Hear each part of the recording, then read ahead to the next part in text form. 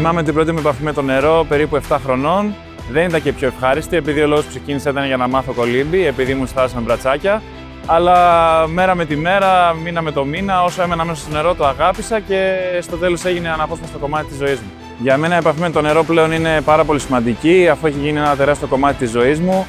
Βρίσκω την ηρεμία μου και φτιάχνω έναν τρόπο σκέψης μέσα στο νερό. Ουσιαστικά είμαι έξω από τον κόσμο, δηλαδή είμαι σε ένα φυσικό περιβάλλον πλέον για μένα, μακριά από προβλήματα και το οτιδήποτε μπορεί να με απασχολεί μέσα στην καθημερινότητα.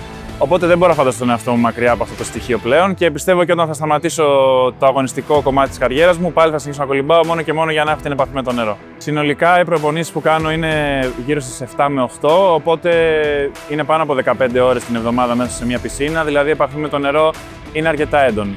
Γνωρίζοντας ότι το νερό είναι καθαρό και ασφαλές έτσι ώστε να κάνω την προπόνησή μου, ξέρω ότι όλα θα πάνε καλά και δεν θα έχω κάποιες ανησυχίες. Και επίσης είναι και πιο όμορφο και στην αίσθηση αλλά και στην οπτική επαφή που έχω με το νερό όταν είναι σε καλή κατάσταση και καθαρό. Σίγουρα η ποιότητα του νερού επηρεάζει και την απόδοση και την επίδοση και γι' αυτό και στις διεθνείς οργανώσεις όλα είναι μετρημένα σε σωστές κλίμακες έτσι ώστε όλα να διεξαχθούν όπως πρέπει και ομαλά. Έχει τύχει και σε προετοιμασία στο εξωτερικό αλλά και σε αγώνες σε διεθνές meetings στο εξωτερικό η ποιότητα του νερού να μην είναι η καλύτερη επειδή υπήρχε μεγάλη θολότητα στο νερό έτσι ώστε υπήρχε αποτέλεσμα να μην βλέπουμε.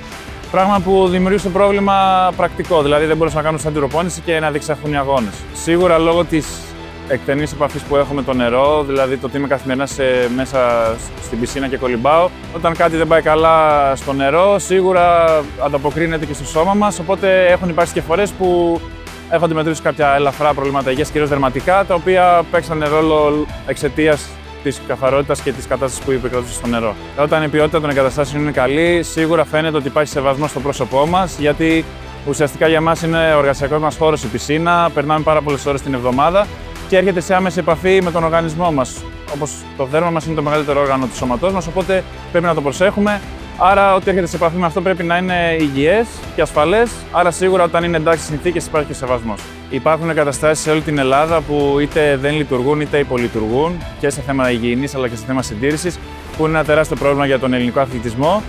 Και όπως ξέρουμε όλοι, η κολύμβηση αλλά και όλα τα αθλήματα είναι πολύ σημαντικά για κάθε χαρακτήρα και για κάθε νέο παιδί. Πρέπει να έρθει κοντά στον αθλητισμό. Άρα, είναι ένα σοβαρό πρόβλημα που χρειάζεται άμεση λύση, έτσι ώστε να διεξαχθεί ομαλά η εξέλιξη και η καλλιέργηση ενός χαρακτήρα ενός νέου παιδιού. Στα νέα παιδιά θα πρότεινα και τον υγροστίβο αλλά και γενικότερα τον αθλητισμό, γιατί τους δημιουργεί κάποιες αξίες, τους φέρνει πιο κοντά σε κάποια ήθη και σε κάποιες αρχές που πρέπει να έχουν στη ζωή τους. Και πέρα από αυτό θα κάνουν νέες γνωριμίες, θα γνωρίσουν νέα παιδιά, θα ευρύνουν τον κοινωνικό τους κύκλο, με αποτέλεσμα να είναι καλύτεροι άνθρωποι στο μέλλον και με όσα εφόδια αποκτήσουν από τον αθλητισμό θα τα χρησιμοποιήσουν στην κοινωνία όταν μεγαλώσουν.